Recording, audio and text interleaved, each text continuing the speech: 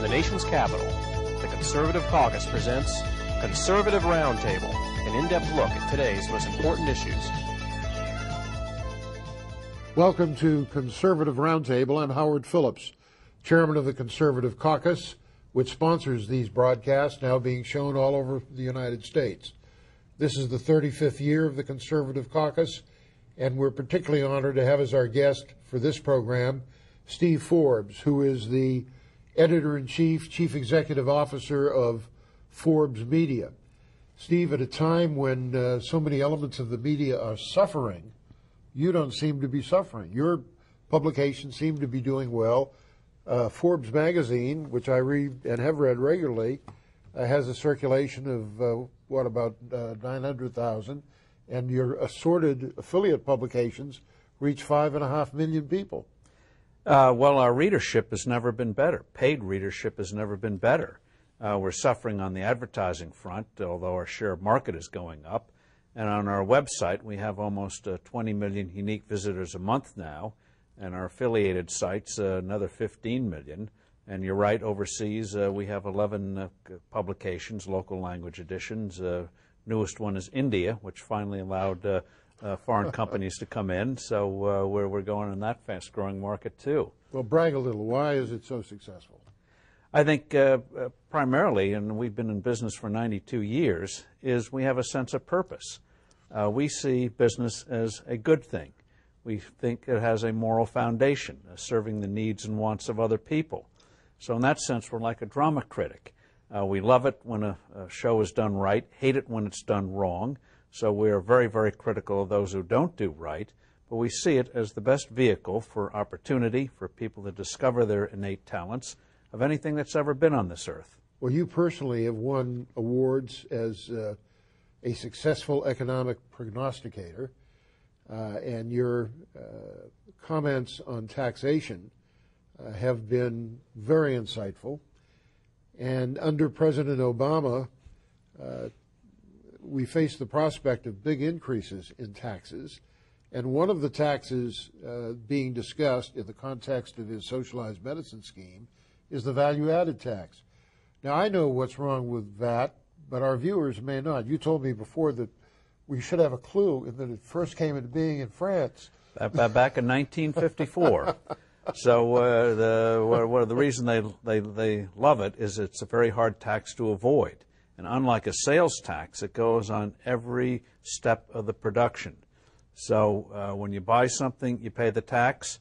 If you're producing something, you pay the tax. The only way you get it back is by getting a credit, by charging the next person for it.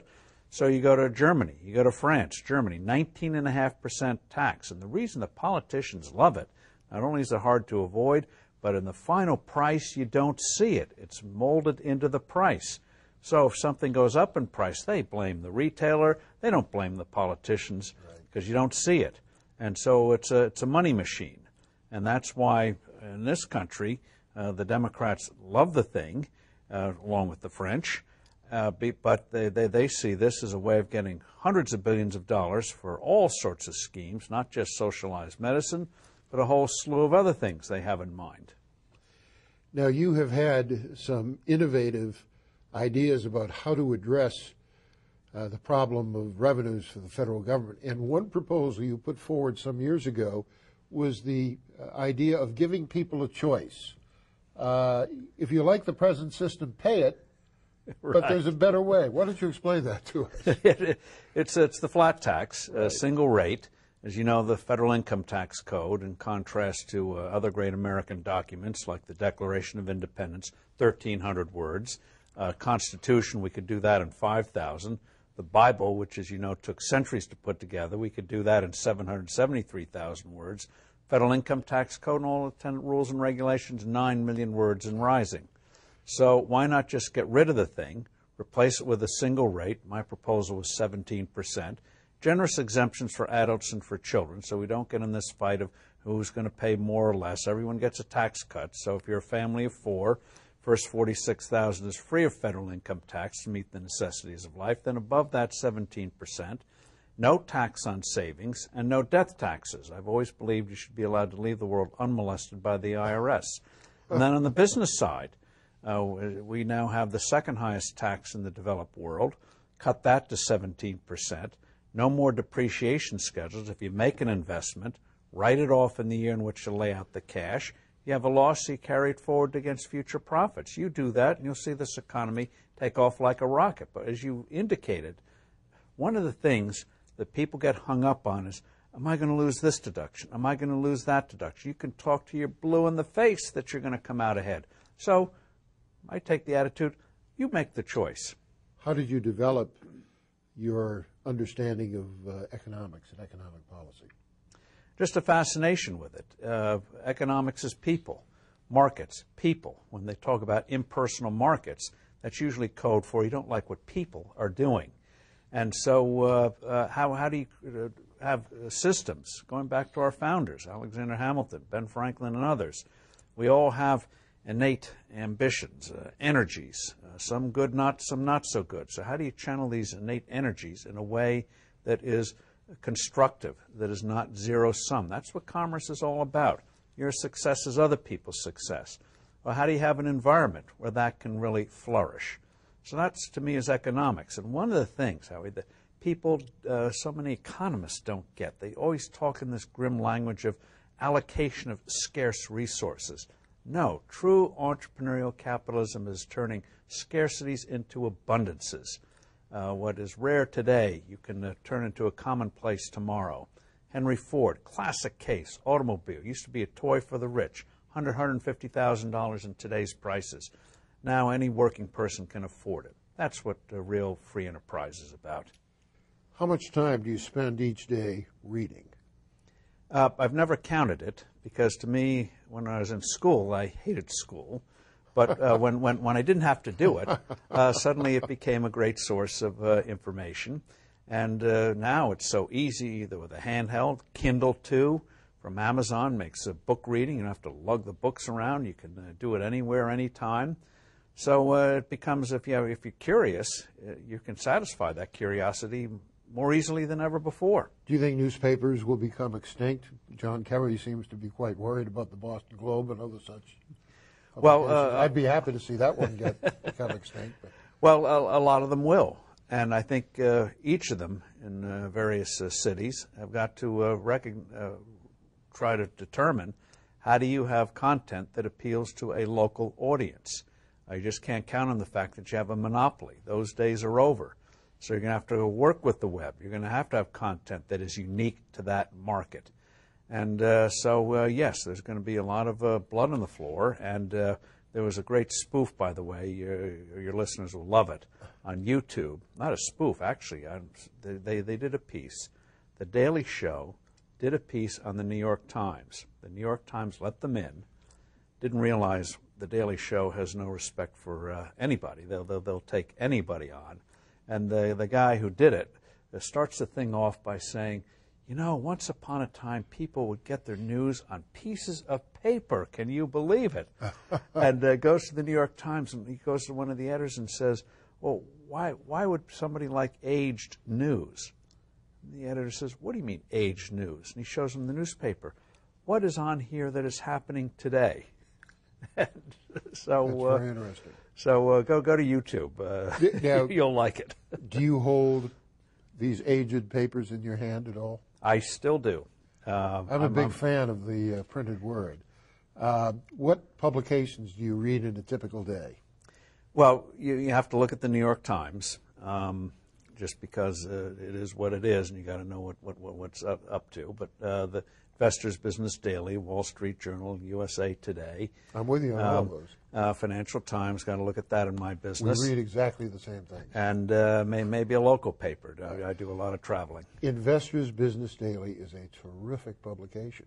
Underappreciated, but they are fantastic. Their editorial page is fabulous. And their front page, too, they'll focus on things and stories that others might not. So it's a good paper. You get unique content. I'm a big fan of foreign policy, very interested, and I find Financial Times indispensable in terms of what's happening with the European Union and the Lisbon Treaty and all of that kind of thing. What are your favorite magazines?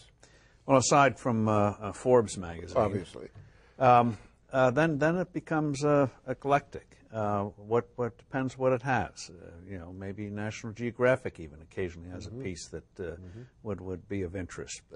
But then it has to be a show me one. Yeah. Even though it has a liberal slant, I find The Economist to be extremely helpful. Well, you're right. The Economist is helpful in the sense that they cover parts of the world that you don't find elsewhere, sort of like the FT. Yeah. So yes, absolutely The Economist, and they're very good on what's happening in the UK. And they have great covers too. Yeah. Sometimes. Yeah. They even did a story several years ago extolling the flat tax. So I thought, boy, these guys sometimes really get it right. Yeah, I find it to be indispensable reading. Really an excellent publication. Steve, you've run for president twice, in 1996 and 2000. And you did well. You know what that's like, too. I do. You did well. We're going to have to take a break in a minute, so I'm going to save a lot of this for following the break. But I'm interested in getting from you what lessons you learned from those two campaigns. I'd be interested in knowing how much they cost financially from your personal resources. And I would also make this point. There has never been a better year for you to consider running again than 2012. There really is no front runner for the Republican nomination. There's no real political heavyweight out there. And many people, after having suffered a defeat or more than one defeat, come back and do very well later on. There's a sense of royalty and succession in the Republican Party. Yes. Where people say, well, maybe it's his turn now. So when we come back from these messages, I'm going to ask you some of those questions. Stay with us. We'll be back with Steve Forbes, unless I've scared him away.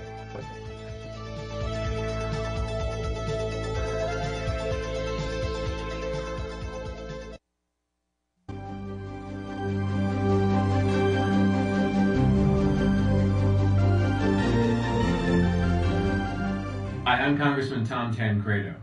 I just returned from a hearing on the southern border in a place called Brownsville, Texas. One of the participants in the hearing told us that for them, a border really doesn't exist between the United States and Mexico. Well, unfortunately, a lot of people have that attitude, that there are no such things as borders, that they really don't matter, that they're just lines on a map and nobody should pay attention to them, and that we're all just residents of the North American continent. Well, you know what?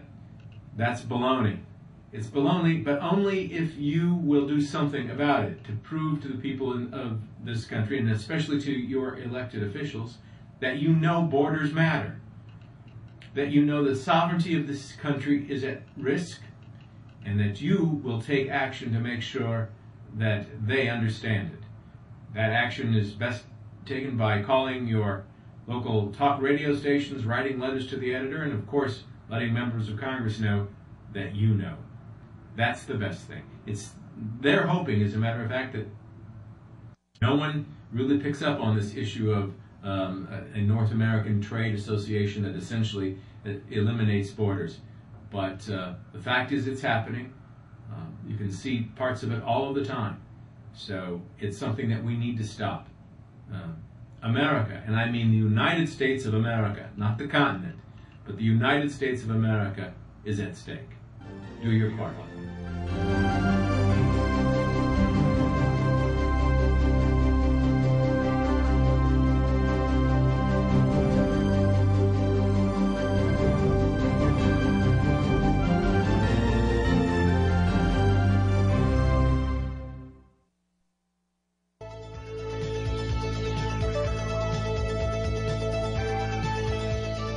Welcome back. I'm Howard Phillips, chairman of the Conservative Caucus, which sponsors Conservative Roundtable, and we're privileged to have as our very special guest Steve Forbes, whose name is, I'm sure, known to you, the head of Forbes Media, involved in a wide variety of successful media enterprises, someone who has won many awards for his economic prognostications, his insightful analyses, etc.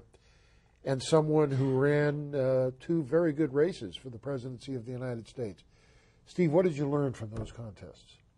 Well, other than it's more fun to win than to lose, and that these undertakings are it's like the defense budget. You can't do it on the cheap. But I came away with a real appreciation of the American people for all of the junk of our culture and all of that fluffy stuff. There's a real bedrock there. And so it did not surprise me, for example, after 9/11, you got the reaction that you did. There's a real sinew in this country. And I think you're seeing it in a way playing out on this whole health care debate. That is grassroots. That's not traditional opposition from traditional sources. And so for all of the talk of diversity, we are a very heterogeneous nation in one sense, very different interests. Take the Republican Party of Iowa, very different from the Republican Party of New Hampshire, but also some very shared values that keep this extraordinary nation together. So in that sense, it was a positive. You also learned that the media is what we always suspected it was. No shock there. So and you learn about people in a way you never do traveling on business or as a tourist. In '96, Bob Dole became the nominee. In 2000, George W. Bush became the nominee. Looking back, can you think of things you might have done differently that would have altered the outcome? Well, you do. It's human nature. But then you always have to remind yourself, it's not a static world, that if you might have done things differently, perhaps others would have done things differently. My father, when he taught me chess as a youngster, said, as you focus on your moves, remember you have an opponent, a live opponent. And if you do a move you think is brilliant, they may do a counter move. Always realize there are other forces out there. I indicated before the break that if there was ever a year in which it was wide open for a Steve Forbes to become the Republican nominee for president, 2012 could be that year. The Republican establishment basically picked George W. Bush in 2000. They said, he's our guy. And there's the whole royalty factor, the whole next-in-line factor that led to Bob Dole having a supposed claim on the nomination in '96. But if there were ever a wide-open race, I think it's 2012. Now, I have had a lot of admiration for Mark Sanford, but apparently he's disqualified himself on the basis of his personal life. But in terms of issues and so forth, I was very impressed with the guy. I had first met him when he was a member of Congress, strong pro-lifer, strong on other things, etc. Well, kept his word on term limits and fought spending, which was a contrast to what was happening in Washington. There's a great story about how he walked into the legislature with a pig under each arm. Pork and barrel. Manifesting his concerns. I was chatting the other day with our mutual friend Richard Viguerie about what constitutes success for conservatives, not just for a candidate. And he said one of the reasons why Ronald Reagan was so popular with conservatives and so effective as president was that long before he became the Republican nominee for president, he walked with conservatives. There was always a conservative at his elbow, whether it was Bill Clark or Marty Anderson or Lynn Nofsinger or whatever. And Richard is of the view, as am I, that you could become the Republican nominee in 2012, but that one thing you would be well advised to do would be to, not that you're a bashful man or that you avoid like-minded folks, but make an effort to spend time on a regular basis with conservative activists.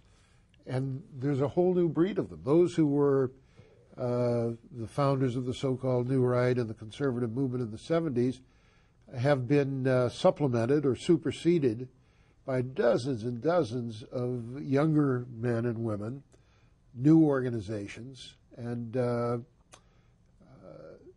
Reagan was not their peer in terms of age, which made it all the more beneficial for him to spend time with such people. They appreciated it all the more because he was sort of a patriarchal or paternal figure. Sure. So anyway, for whatever it's worth, that was the advice that Richard Viguerie shared with me. Well, thank you. I see my role now as agitator, especially at a time like this, but I think you make a very good point on young conservatives. People say, well, who's the next Reagan? And I think everyone appreciates you don't replicate Ronald Reagan. What you want are thousands of mini Reagans, people on the state legislature, people in governorships, people in Congress, so that we don't depend just on one individual. This is a deep movement, and I think that's one reason why you see what's happening now in reaction to the socialist policies of the Obama administration. You've got people thinking in ways that just wasn't there 30 years ago on a broader and broader base. People instinctively understand this stuff does not work. The myth of the 30s was just that.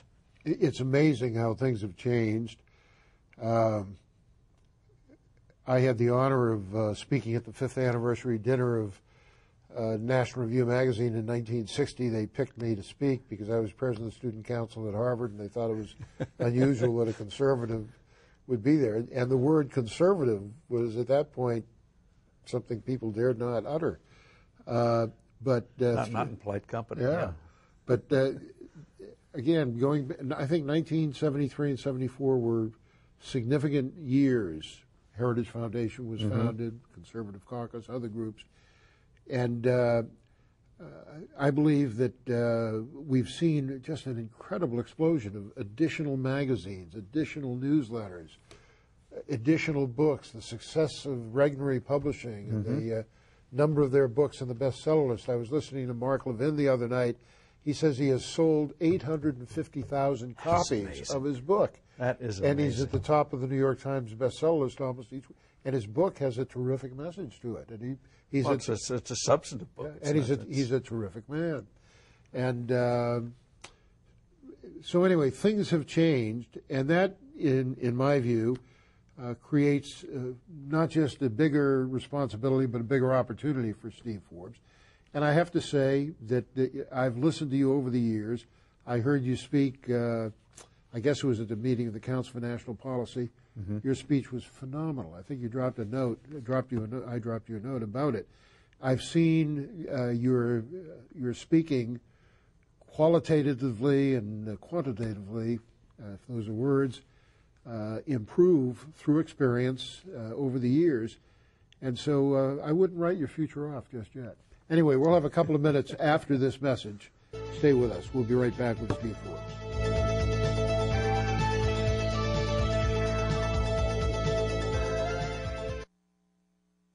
Hi, I'm United States Representative Thaddeus McCotter from Michigan's 11th Congressional District.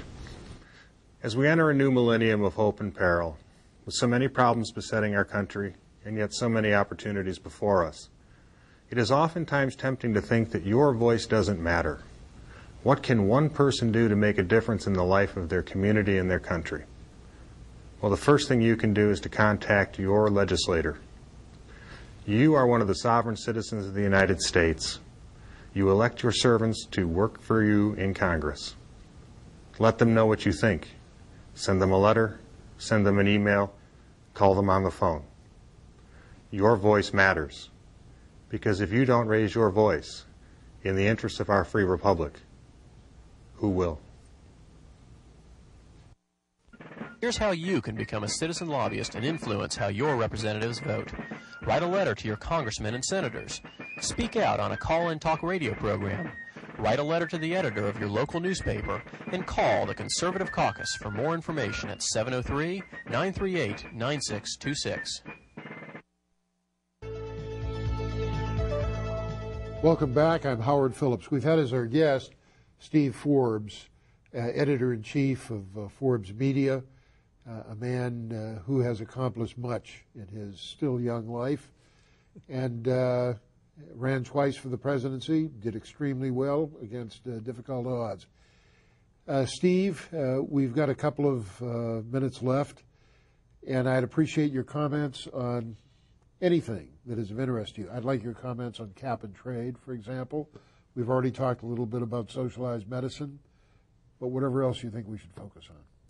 Well, I think we realize this is the most left-wing president we've ever had in American history, a true believer, far more than Bill Clinton or anyone else. But it also, I think, shows the fact they have to do it by stealth, that they don't want a full debate on these issues, shows that the American people in their hearts are not with them. And the fact that we're getting grassroots reaction to some of this stuff, I think, is a heartening sign. So we have some difficult times, but I think we'll finally, maybe, purge what started in the 30s, get it out of our system once and for all, and truly fulfill our destiny as a nation. I certainly agree with you that Bill Clinton was less worse. It's not high praise, but he did much less damage than this fellow's doing. And Barack Obama is a committed leftist. He's very tricky. His great weakness is his unmitigated self-regard. God will humble him at some point. Well, it'll be very interesting if he gets a setback, how he reacts to it. Bill Clinton knew how to roll, put aside what you thought of the man, knew how to roll with a crisis, adjust to his circumstances, pick himself up, and march on. Will this guy That's be because no principle ever got in his way. Well, unlike Barack Obama, where principle grew. But take Ronald Reagan. Yeah. He had a share of setbacks. Oh, yeah. Richard Nixon had a share of setbacks. They knew how to come back. They knew that life always throws you a curveball. And this man hasn't had many curveballs in his public life. How will you react when that happens? It's not how many times you fall down, it's how many times you get up. And that's one of the reasons we can admire, whatever our policy differences may be, a man such as Richard Nixon, because he had that grit that had him coming back. Let's be bipartisan. Put again as his policies, Harry Truman went broke after World War I. Comes back, successful veteran, shattered, but picks himself up. Ulysses Grant. Oh, many times. History of business failure. And he became Lincoln's general. Steve, we have to close it. Thanks so much for being with us. Thank you. I enjoyed it greatly. I'm sure our viewers did. And if you're interested in learning more about the Conservative Caucus, please check out our website, www.conservativeusa.org. If you want us to send you some information, you can reach us by fax, 703-281-4108. We'll see you in the next podcast.